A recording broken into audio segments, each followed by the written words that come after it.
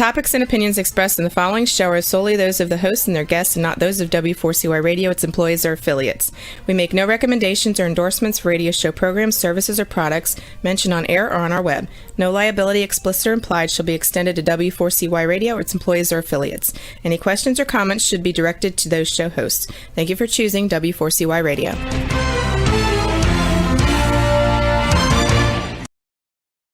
Welcome back, everyone, to the Geeks, Geezers, and Googlization Show, the home of Googlization Nation, where we talk with HR and business thought leaders about the crazy shift going on in the world of business, technology, and HR. Here's your host, Ira Wolfe.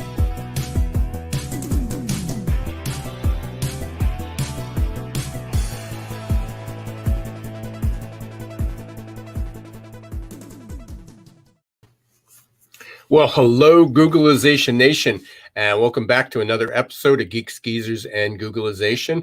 We have got a jam-packed show today. A couple exciting things. One is we are going to talk about the new human capital disclosure requirements. If you thought that the pandemic wasn't enough, diversity and inclusion, record job openings, the Great Resignation, wasn't hitting HR hard enough. Just wait till you hear what's coming down the pike with reporting on people's balance sheets. No longer just talking about people are our most important asset, but actually putting that money on the table, putting it right up front, transparency. What is your talent equity? How much is your talent worth? What's it costing you for retention, engagement, diversity, inclusion? It is a game changer, and they're really excited today. We're going to have Jeff Higgins from Human Capital Management Institute talking about that and some recent changes. Also, we have got Jennifer McClure from Disrupt HR. She has her own company, Unbridled Talent, but mainly we're going to today on the second segment, we're going to be talking about Disrupt HR. If you haven't heard about that, that's basically TED Talks for HR. And I participated a few years ago in that, and really a terrific experience. So we'll be talking with Jennifer, and we'll be welcoming her. And we're also welcoming a new co-host to the show. Really excited about bringing on Jason Cochran. The company he works for, he's a co-founder, is DoLead. Jason was a guest of mine. I reached out, and that's where we met about 18 months ago. And the topic at that time was at the beginning of the pandemic. I think this was March of 2020. And Jason and I were talking about PTSD, post-traumatic stress syndrome from COVID. What was that going to look like? So that's not our topic today, but that's how we met. And he and I became friends. And he is now going to be joining me weekly as the co-host of Geeks, Geezers, and Googlization. So let's bring on Jason. Give him a big Googlization Nation welcome. There he is. So, hey, awesome. Jason. Thank you so much, Ira. It's good to see you and be with you, my friend. Thrilled and honored to be on this journey with you. Yeah, no, absolutely, and I'm really excited about it. And just as we went on the air, I was getting all these notices. Hopefully, they're not going to arrive now, but we're under a tornado watches. But that's your territory. You're out in Indiana, right? That's right. Yeah, we shouldn't be having him here in northeastern Pennsylvania, but apparently that's what climate change does for us. So tell us a little bit, because we definitely want to jump into having Jack join us. But tell us a little bit about yourself and about DoLead. Yeah. As you mentioned, we met talking about PTSD. I'm a licensed psychologist, and I'm the co-founder of DoLead. We are a employee experience platform. And obviously right now we're hearing a lot of stuff about employee experience, and what is that? We basically handle things for businesses from onboarding to offboarding and most everything in between in the employee life cycle: performance management, change management, leadership development, micro learning. All of those things is one all-in-one solution, so that you're not going to a whole bunch of different places for your needs to help attract, develop, and grow your people. So we'll definitely hear more about that in the future. As I said today, we are completely jam-packed. So excited to have you as my co-host. Another set of ears and another perspective we can add to the discussions and make it even more valuable, not only for our listeners but for our guests. But at this time, I want to bring on Jack. I just saw this morning in doing a little bit of research. I just got to read it because I don't know the numbers offhand yet. But this is incredible. In 1975, so you were just a kid, right, Jason? Yes, that's right. Yeah. But in 1975, 83% of the value of S&P companies was tied to physical assets. Their machinery, their buildings, their real estate. And that's how, certainly when business accounting principles became more important in valuing companies, stock markets started to really grow by leaps and bounds. The 85% of a company's assets were real estate or physical assets. In 2015, it'd be interesting if there's an updated number, but in 2015, 84% of a company's values was their people. Complete switch, 16% was physical asset. Yet companies still only report physical assets on their balance sheets. That's what they depreciate. That's what they value. They talk about people being our most important asset, but that doesn't happen. And with that, there is legislation in the works. And our guest, Jack Higgins, has been involved with two of the co-sponsors of that. One is Senator Warner. Many of you may be familiar with him. So we're going to bring on Jack to learn about how human capital management disclosure is going to disrupt. That'll be our second topic, but it's how it's going to disrupt HR. So welcome to the show, Jack Higgins. There he is. So hi, Ira. It's great to be here. Hey, welcome, Jack. Or Jeff. I kept saying Jack. Jeff. So I apologize. No worries. Too many people's names. So Jeff, we are on the verge of kind of some type of have the book right here, future shock, but HR is going to have one more shock, one more thing added to their table. Before we get there, let's just give a brief introduction to yourself and HCMI, your company, and then kind of tell us a little bit about what Human Capital Manager Disclosure is. Sure. So Jeff Higgins, founder and CEO of HCMI, or Human Capital Management Institute.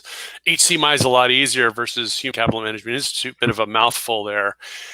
We've been around for a dozen years. Really, all we do is bring numbers to people. So we do quantitative analytics, workforce planning. We have predictive analytics software. We've done a lot of consulting. I personally have done tons of training. I'm an adjunct professor at USC in their data sciences and operations department.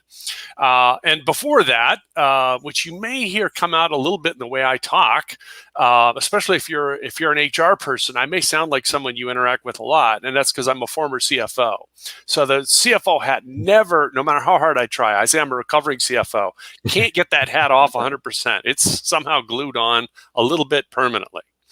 But basically, to your introduction, Ira and Jason, and what we're talking about today, there have been a lot of changes. It's really been a slow buildup over a decade, but very recently, lots of changes, including the recent passage of what's called the WIDA Act, Workforce Investment Disclosure Act, in Congress in the House of Representatives, and that was with Congressman Axne.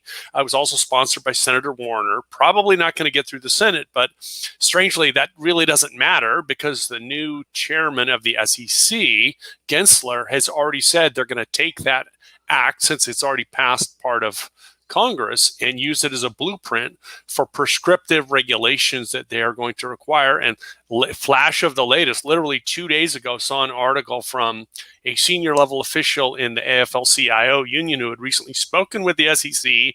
It looks like they're going to publish these required metrics for comment. They'll have a comment period before it goes, because they don't need an act of Congress to change regulations. So they've got I guess, what they think they need to move forward. And they've had a lot of pressure from institutional investors we can talk about to pass it. So it should happen before the end of the year, this year. As if, to your point, that what everything else that's happening isn't enough. Wow. Right. Yeah. The new another variant, right? That's going to impact us. So what was and I know, Jason, I'm going to steal one of your questions, Jason, that we were talking about the other day. What prompted this? What prompted the action other than, the numbers that I gave from 1975 to 2015? The value of assets went from, physical assets were 85%, and now it's completely flipped. What beyond that? I mean, but sometimes the statistics say one thing, but nothing changes. So, yeah. What prompted SEC to act on this now? Okay, yeah, great question. And by the way, I think the updated version is not 2020, but 2018 or 19. I think we're down to 11%, Wow. What we call physical tangible assets. The rest is intangible. And Wow. to your point, that is basically value add that comes from people. It's IP, it's process, it's brand. Well, who creates all that? People do. So it's either people or a direct derivative from people, as opposed to the physical world for which accounting was constructed to measure. Yeah. But what's really Let me just ask behind you one this? question. Well, Sure, before I forget sure. this, to take this out of CFO lingo and to everybody else, is that goodwill? I mean, are we talking about when companies used to sell goodwill? I know I sold my practice 25 years ago, Yep. and there was a line on it from here's the physical asset and here's the goodwill. Are we talking about really not monetizing, but actualizing and putting real value to the goodwill of a company? Yes. Now you're poking at a sore point in accounting. So they're all going to be, anyone from accounting background is going to squirm a little bit because, when you buy a company for, $6 or $60 or $600 billion and they've only got, a small fraction of that in tangible assets, you have to assign the value to something. And it's generally going to go to things like brand or goodwill or things like that. And that's basically, sneak. That's basically where when they don't know where else to put it, that's where they put it. That's the catch-all. And now what we're talking about is valuing that. By the way, accounting and finance industry have known, as HR has known for a long time, the people do have a value. It's a cost and it's a negative, which is why you see most actions that companies take historically have been around trying to minimize people costs, because the cost side is well measured. The plus side, the value add, there's literally nothing. And so that is what we're talking about, is getting more measures so they can construct literally a 360 holistic picture to say what value creation is the organization's workforce. What kind of sustainable social governance framework does the organization have that creates a powerful, highly productive, high-performing workforce? That's fascinating, Jeff. Quick follow-up question to that. Are there some things in place that are helping to measure that already? Like, are there some guidelines of here are the kinds of measures, here are the kinds of tools and resources that are going to help to measure that, so that there's a measuring stick or a standard to know how a company's doing in that area? Great question, Jason. And by the way, funny you mentioned standards. So there is, if you look at kind of the slow buildup of this, and to circle back to your original question, Ira, how did we get here? In December of 2018, a standard was created and published by ISO, the world's largest it's the International Organization for Standards. They've got 159, 160 countries are members. They've created hundreds, even thousands of standards. Well, they created one for how to measure and report human capital, both for large and small companies, what metrics should be disclosed, what metrics companies might want to keep, behind the scenes confidential. And that is a great foundation building block, I think, for all regulatory and securities commissions around the world to use as a reference guide, because a lot of research and a lot of expertise was put into that over a period of several years when it was created. And that was one of the genesis items. But I would argue the real genesis item at the end of the day for why we are where we are, where the SEC actually last year announced new rules on human capital disclosure. They were sadly vague, which is why now they're going back at the apple to provide some prescriptive metrics that will require companies to disclose. Has really been investors, institutional investors with trillions of dollars of value.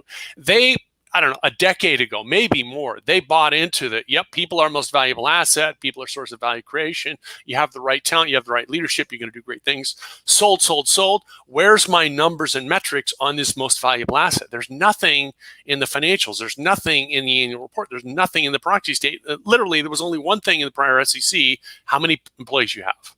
And companies couldn't even get that right. So they gave up and started saying approximately and rounding the number. Wow.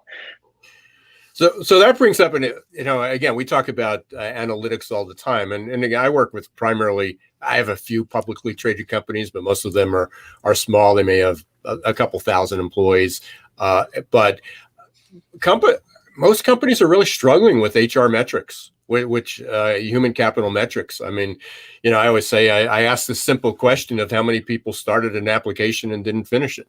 What's your turnover rate? And it's approximately, and I go, well, what's your problem? And you say it's like 14% or 10%. I go, that's 90% below your industry average. Why is it a problem for you? Even with a low number, and they don't know because they really don't track it well, or they track one position. So, I mean, it seems like a pretty big gap, even when they come out with the regulations. So, two-part question is: one is, are there any companies doing it well? And how much of a leap is this going to be for companies? Yeah, great question. And yeah, I would argue there's several layers like an onion to that, but there are companies that are doing it well. And funny thing, some of the ones that are doing it well don't want you to know that they're doing it well, because of course, if you're able to manage this 80-90% of your value creation source better than your competitors, you have a competitive advantage. Mm-hmm. Forget the physical capital. You can get ROI on people decisions that, is 10 times what you're going to get from a piece of machinery. So, there are companies that do it really, really well. Some of them are out there. Some of them are disclosing more. Sadly, the U.S. is a laggard. Most of the most advanced or most transparent companies in the world are outside the U.S. But what's really challenging, and to your point, when you start asking most companies about some specific metrics, they start hemming and hawing, or they can give you one number and can't go beyond that. Well, that is partly their fault, partly not their fault. So there is, I would argue, a silver, even a gold lining coming at the end of this. Because if you look at it, so if I put my fairness hat back on as a CFO, I used to beat up HR all the time because they couldn't add numbers well. Numbers was not a core skill set for the HR function. People didn't go into it to work with numbers. They went into work with people. Well, that's changing. So now literally half of the Fortune 500 and half of the S&P 500, maybe more than half now, actually have dedicated analytics and workforce planning individuals and teams. Some of them actually have large teams that are doing it. So numbers competency is no longer a problem. All the software creates so much data. So all this data, raw material to do analysis, that's out there. It's plentiful. It's like an ocean of data. The real challenge has been the lack of standards. So every company, everyone has an opinion. Every company has a different way they want to measure something. So that lack of standards has been a problem. So the software providers don't put anything in there for standardized metrics to report. So it becomes much more of a manual effort for companies to pull it and run it.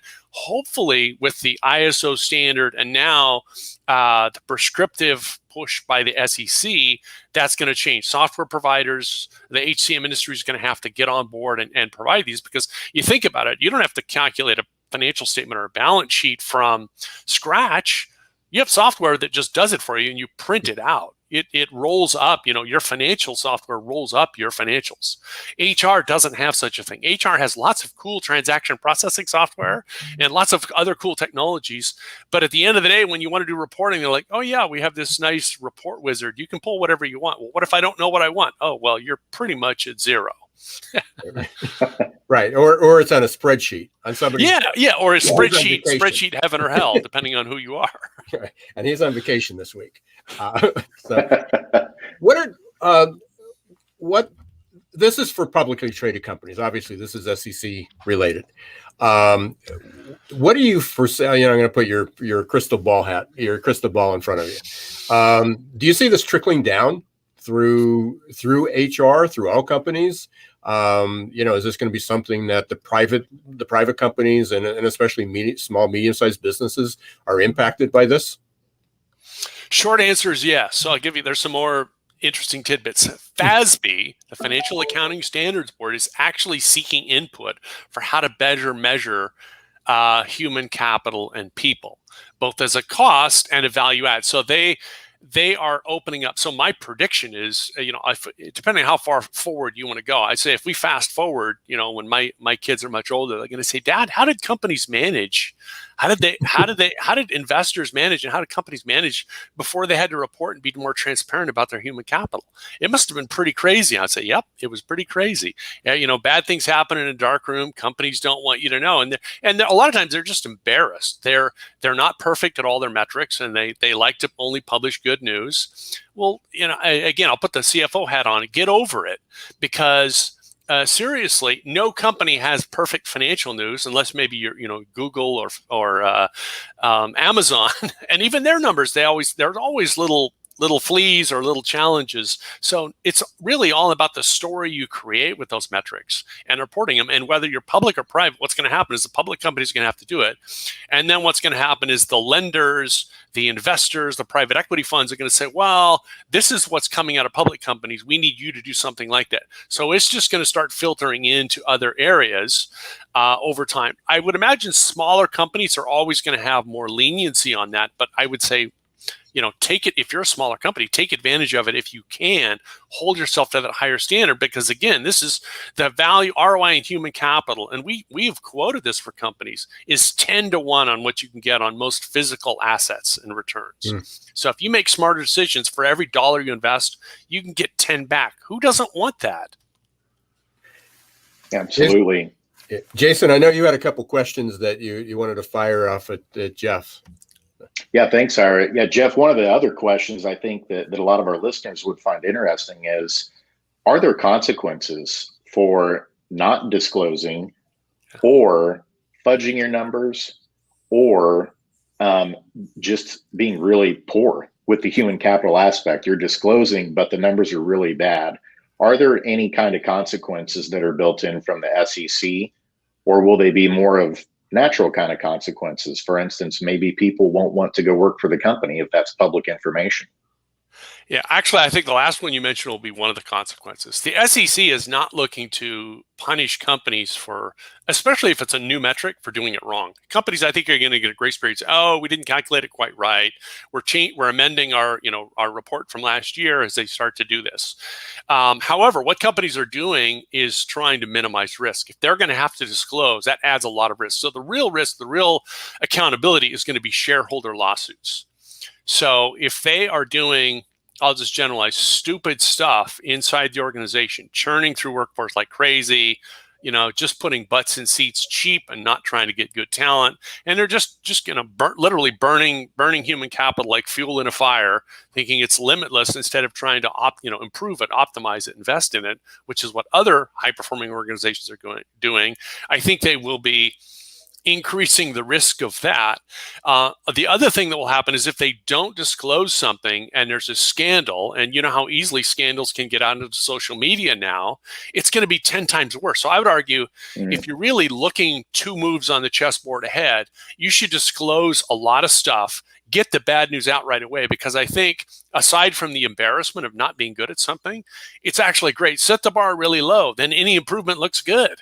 So what if your turnover rate's twice your industry average? Hey, we know it's a problem. We're focusing on it. Here's all of our great initiatives. A year later, hopefully, if you move enough, if you just put enough attention in it, what is it? The study, you just study people enough, they'll be more likely to stay. You get some improvements, and you show the value creation just by making some improvements in metric. And also institutional investors, this is not the Roman Colosseum where they're going to go, thumbs up or thumbs down, kill them, sell everything, or buy. It's not like that. They just want to know where you're at and are you working on it. They want you to be working on it. That's all I think they're really asking. It's not an absolute judgment. So I think, and by the way, it's also about the story you tell.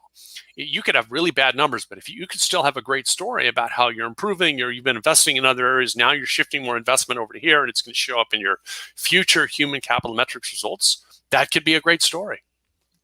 Yes. And speaking of shifting and changing metrics, where's diversity and inclusion fit into this? Well, okay, great question. So DE&I is in the ISO standard. Actually, by the way, there's also another ISO standard just for diversity, equity, and inclusion. it is 99% likely to be. It was in the WEDA Act, so it was covered pretty well in the WEDA Act, as was segmentation of the workforce, full-time, part-time, benefits receiving, non-benefits receiving workforce. So it's really been well covered because it's been such a hot area. And really, by the way, if you think about it, the pandemic, a human crisis, unlike previous crises, which were financial in orientation, the DE&I, social justice, all of this is actually connected. I think actually all of this prompted the SEC to be more likely to act as opposed to put it off. I think literally because of some of the DE&I and some of the social media and the demonstrations, the SEC, think about it, the prior chairman was very conservative. Deciding to act actually was a very big step, even if they didn't prescribe metrics. So DE&I is well covered, and I'm sure that's going to be part of the disclosure requirements. So and we're coming up toward the end of this, Jeff. To get started, and again, a lot of our listeners are small, medium-sized businesses, privately owned, or they're again not publicly traded, but they want to get in on this. This is their mission. This is their culture. Where do they start? What's the first step other than calling you? Yeah, they can call me. They can one great thing, you can't lose if you say you're calculating all the metrics per this ISO standard and you certified yourself on the standard. That's a really piece of safe ground to talk about reduced risk if you are going to disclose more, even if you're smaller to mid-size. The other way is, by the way, you can go, ISO is a nonprofit. It's a .org. You can go online and buy the standard, and there's a bunch of technical specifications to give you more on each of the metrics for, a few $100s. So you can get started for a very small investment. Then you do need somebody on the HR team or on the finance team who will actually read it and start to calculate some of the metrics. And then once you're started, start calling or emailing and pressuring whoever your HCM or your software provider is, whether it your talent acquisition, your learning management system, your payroll provider, and saying, hey, where's my metrics? I need you to help me calculate these automatically. Because you can certainly download the data and do it on a spreadsheet, but that's pretty manual. And that's a great way, because I've talked to a lot of very large providers, including the world's largest payroll provider, whom I won't mention, but their favorite color is red. Who basically said, yeah, we'll be more interested in this when our customers ask for it. I'm like, really? Your customers are already asking for it. I don't think you have so many, you're not hearing from the right ones. So when I think there's enough of a chant from the crowd, they will hear it and they will add it quickly. Yeah, for sure. So again, as I started the show, it's just like one more thing that's coming onto the HR table, getting pretty crowded out there. The list of priorities. Fortunately, private companies have some time. Publicly traded companies are probably a bit more pressured, but I'm really glad to hear you say it's going to impact all companies, because it should. Again, people have just hung the poster on the wall. People are our most important asset, and they haven't definitely walked the talk for a long time. Jeff, what's the best way for people to reach out to you? Well, Jeff.Higgins at HCMI.co or Jeff.Higgins at HCMinst.com is a great way to reach out. You can also check out our website at www.hcmi.co. We've got lots of case studies, white papers, research materials. So literally, in fact, you pick 25 key human capital questions, which is also a great place to start. What are our pain points? And what metrics would help us measure those? And by the way, all of those kinds of metrics are already in the standards and already recommended for you. So some great tools to get you going. Yeah, appreciate you being here. It's great to meet. There's no question you're going to be. Hopefully, you'll come back on, give us some updates. This is definitely going to be a moving target and a really interesting story to follow. So appreciate you being here, Jeff. Oh, thank you so much for the opportunity. I really enjoy speaking with you and Jason. And yeah, hopefully there'll be not too much, but there'll be some exciting new updates to share soon. Always is. Well, hey, thanks very much. Stay safe. Thanks, Jeff. Okay. Amazing. A lot of topics. I mean, my head's sort of spinning there with where this is headed. And, as I just closed with Jeff, for as long as I've been in the business, 25 years, I've been hearing people are our most important asset. And it's moving from the poster to the balance sheet, which is going to be quite a big step. for companies. And we've talked about this before. For those who are interested, just a few months ago, actually, there's 2 episodes, but I believe it was in, what month is it? It's August. Back in May, we talked with Solange Shara. You can look up, just go to the Geeks Geezers Googlization website or your favorite podcast and look for human capital management, and it'll show up there. So Solange really works on the technical side of this. She is the data person, and she gave some other insights, and I'm sure we'll have her back on. Maybe someday we'll do a panel with both of them. It would be very interesting. We are going to take a short break. We thank you for being part of Googlization Nation. Thank you for listening to Geeks, Geezers, and Googlization. But don't go away, because we're going to be right back with our next guest, Jennifer McClure, and we're going to be talking about Disrupt HR. So stay tuned, and we'll be right back. A lot of you might be feeling like you're standing in deep shift. But do you know what grows and rises out of deep shift? Opportunity. To successfully navigate the shift to the new normal, each of us must learn to rapidly adapt to the speed of change. Some of us are hardwired for this. Others, not so much. That's where Success Performance Solutions can help. Success Performance Solutions is now your AQ headquarters. Whether you are personally struggling with the next chapter in your career or wondering how ready your team is for fast, disruptive change, our AQ assessment and coaching will provide you a detailed, scientifically backed roadmap to guide you into the new normal. Optimize your adaptability today. Contact Success Performance Solutions about evaluating your team's change readiness or joining our upcoming AQ Masterclass. Visit successperformancesolutions.com or call us at 800-803-4303. Well, welcome back, Googlization Nation. Welcome to another episode of Geeks, Geezers, and Googlization. We had a really interesting first segment with Jeff Higgins from HCMI.co. If you missed it, please go back and re-listen to that. You can catch it on any of the podcasts, YouTube, Facebook, Talk4 TV, and you'll hear about what some of the big changes are coming down with measuring really putting your money on the table when you're talking about people, our most important asset. And of course, we got to welcome Jason Cochran from Do Lead as the new co-host. So you'll be seeing a lot of Jason over the next weeks and months and hopefully years. So welcome back, Jason.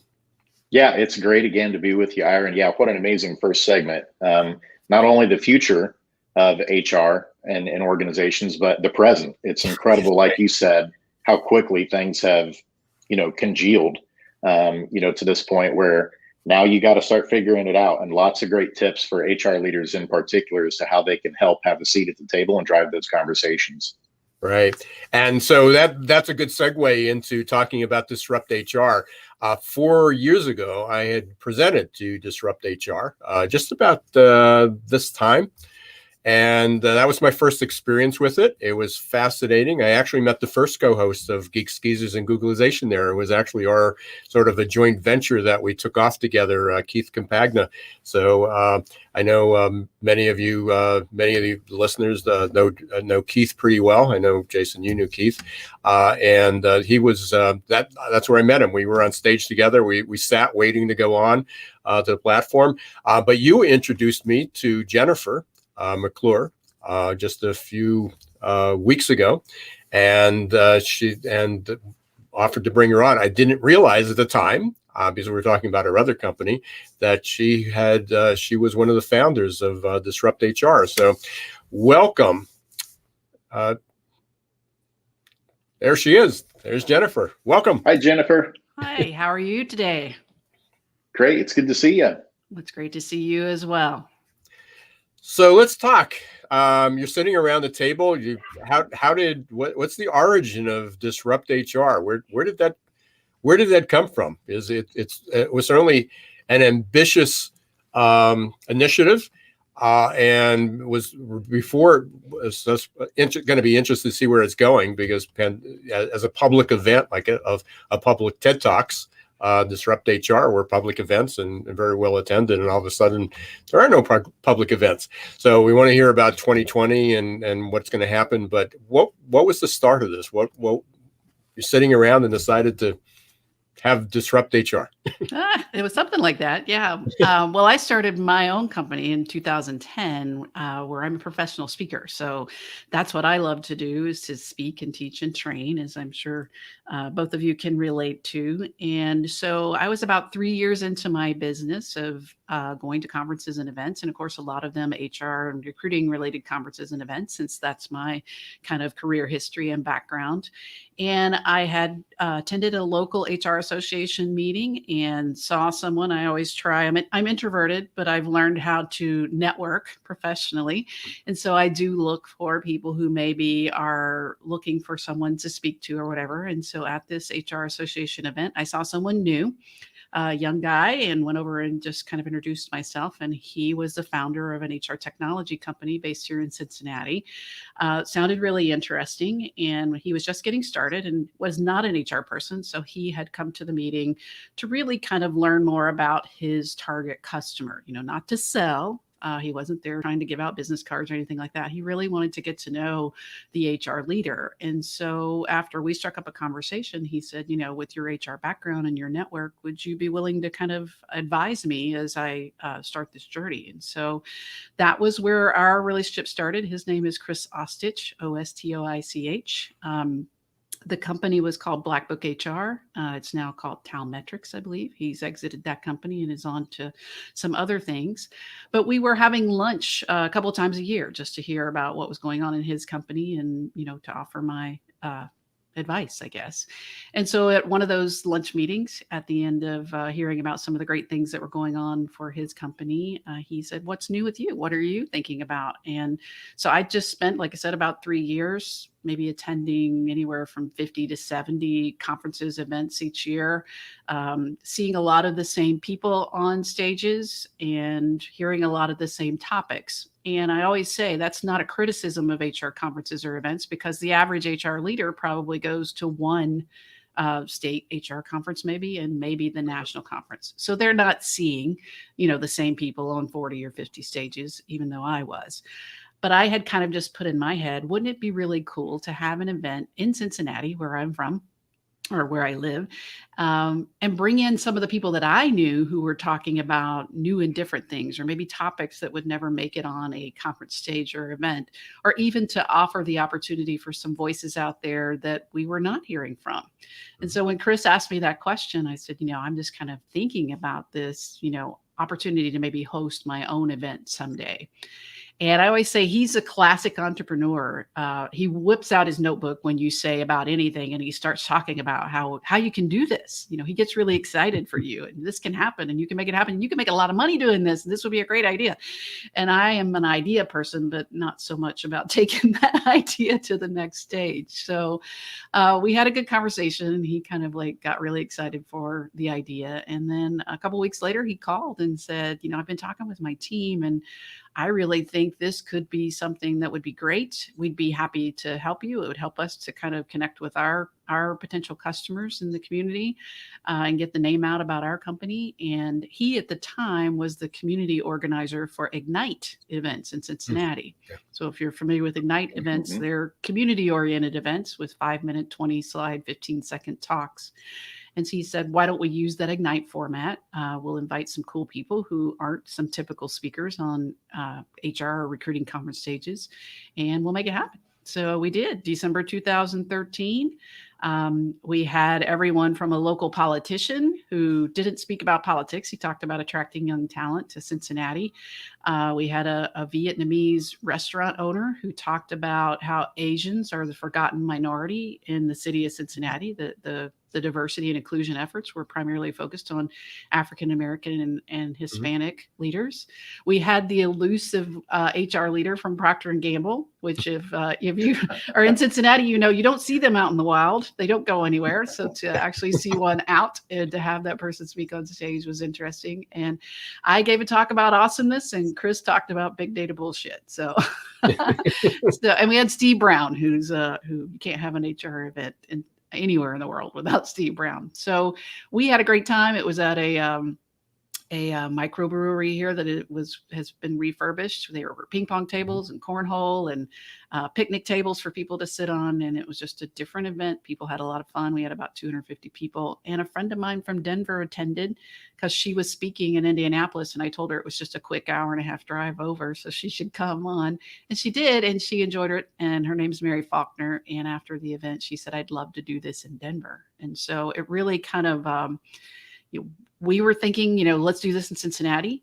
Mary helped us to see that it could be done elsewhere. And then over the next year and a half, I think we ended up with about 12 or 14 people in cities around the world reaching out and saying, we've seen the videos online. Can we do this? And so in 2015, I think it was, Chris and I formed the partnership and opened it up to the world. Pre-March 2020, we had 158 licensed cities in 37 countries, over 5,000 Disrupt HR talks online, the videos, and over 300 events around the world. And last year, 2020 would have been the biggest year. We already had more events scheduled than we had previously. So things kind of went downhill quickly for us and the rest of the world in terms of live events. Beginning in March, it was like every day 10 or 12 events would get canceled. So we decided to pause our licensing process, tell everybody to be safe, to do what they needed to do to take care of their own health and their own businesses. And then we restarted our licensing process in April of 2021 and are still kind of going through our previous license holders to see who still wants to be involved. And so far, about 90% of them are excited to continue. And we already have about 25 events scheduled out there on the calendar. So you did not do virtual events last year? We didn't. And Chris and I talked about that. It's like a lot of things. If 158 license holders, I'd say 20% of them were like gung-ho, let's do virtual. 20% of them were like, I'm just trying to figure out life. I don't have time to think about anything else. And then, 60% were in the middle of just meh. And I personally had a lot going on, but, both of my businesses, speaking and also Disrupt HR, went to zero over about a 2-week period.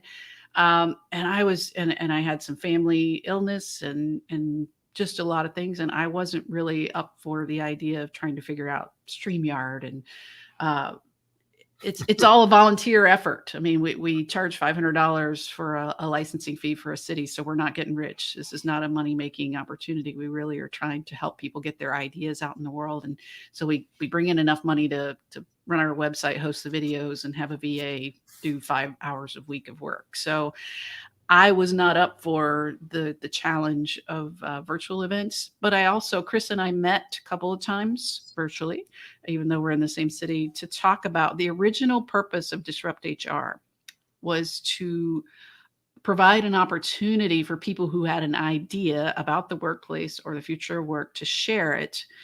And what we didn't want was it to be the same people who are speaking all, on conferences or at events all over the world. We love, and I particularly love, that Disrupt HR brings a lot of people to the stage who've never spoken before. Some of them are terrified. Some of them do it really badly. But if they have fun while they're doing it badly, the audience is forgiving, even if they're not having fun. The audience is forgiving at our events because it's 5 minutes. They've got a drink in their hand. They're at a bar or, a theater or something, having a good time. And we felt like that a lot of people had the opportunity to speak at Disrupt HR events that, never would get invited to speak on a conference stage or never wanted to speak on a conference stage in front of hundreds of people. And so the thought of going virtual, and again, as a speaker, I did plenty of virtual events myself over the last year and a half. It's harder. It is harder, I believe, as a speaker, to be engaging, to connect with the community, to just be good virtually. So what we didn't want to happen was if Disrupt HR events went virtual, then you would really need to get good speakers to hold people's attention, which again, in our mind, kind of defeated the purpose. We love a mix of good speakers and professional speakers and people who speak all the time, along with people who've never spoken. And I personally didn't want to see someone sitting on the floor in their bedroom in the dark, trying to give a 5-minute, 20-slide, 15-second talk badly. Yeah, Jennifer, I was going to ask you if there's a personal favorite speech or idea that's come out of Disrupt HR that's really stuck with you that you'd love to share with the listeners? Yeah, I've not obviously been. I've tried to watch all 5,000 videos. My guess, I probably I've probably watched about 2,500. I for a while was working my way through a few every day, but I still stick with one from the very early days. It was in Denver, their second event, I believe, August of 2015. A guy named Greg Roche, Roche, and his talk was about idea, sex, and talent management. And I was there. I was speaking in Denver, so I attended their event. And I just sat in the audience and I went, that was a perfect Disrupt HR talk, because it was cheeky, to use, the British word. Idea sex was a James Altucher idea that he kind of applied, and it said things like, be promiscuous with your ideas. He had really good graphics and he delivered it perfectly. And so I always tell people that's a good talk, because the idea, it was a singular idea. It was delivered really well. It was fun and funny, but yet there was a point that you could walk away with of something you could do. So that's one of my favorites. I did when I did Disrupt HR 4 years ago, and it was a year after I had done TED Talk. So TED Talk was excellent preparation. One is focus on that one idea, and then get it under 18 minutes. Mm-hmm. And I think my talk came in about 13 or so. And if I had to do the same talk again, it would be a 10-minute talk. So it was helping and concise. But think, I got this made. Disrupt HR, I can talk about any subject in 5 minutes, 20 slides, no brainer. It's getting your idea that concise, that compact, and then changing the imagery, because that's what you're doing. You're basically every 15 seconds is what's the imagery behind that, has really impacted me on how I present, because I tend to use a lot of slides. And I know some people will put one slide up and talk for 15 minutes on it. I use a lot of slides, but they keep moving, and it's the imagery, and it's part of the storytelling. So, yeah. It was amazing, and I'm glad to hear this. One of my questions was, how did you come up with the 15-second slides? And when I was planning it, that was crazy. We stole that idea. Yeah. Good ideas are worth stealing. Yeah. I know we're coming up to the end. Love to get you back and talk a little bit more, especially when you're up and running again. Talk also about your other business, which is Unbridled Talent. So be able to talk about some other topics. But for now, how can people get a hold of you, both from people that are thinking of being an organizer, and also if people wanted to participate? Sure. For all things Disrupt HR, you can go to disrupthr.co. You can check out the list of cities. There's a tab that shows you the cities that have been licensed. Some of them are currently available because, again, some of our organizers have chosen not to renew. So if you find a city that you're interested in and it's available, there is an inquiry form on there that says, I think, inquire about organizing Disrupt HR events. So the best way to do is to apply through that inquiry form, because we do first come, first serve to check out who's interested, and that gets a date and time step on your inquiry. For all things Jennifer McClure, it's jennifermcclure.net. You can also find me on LinkedIn, Jennifer McClure, and on Twitter @Jennifer McClure. And Roxy, I think I had sent you the URL for anyone that's interested to see what a Disrupt HR talk was like. There it is. My shortener wasn't working, so actually my shortener working, but I couldn't customize it. But you can go up to that and watch the my 5 minutes of fame on Disrupt HR. So talking, and that was actually one of my book had just come out. We were talking about recruiting in the age of Googlization. So it got it all. You can either read the book or get it in 5-minute video. So Jennifer, hey, it's great to meet. Thanks very much. Thank you, Jason, for the introduction as well.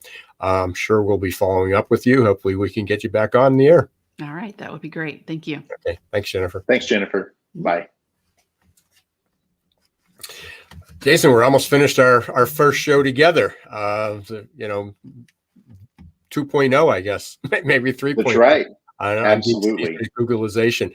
Thanks for being here. Great questions. And I really, really look forward to having you join me on future events.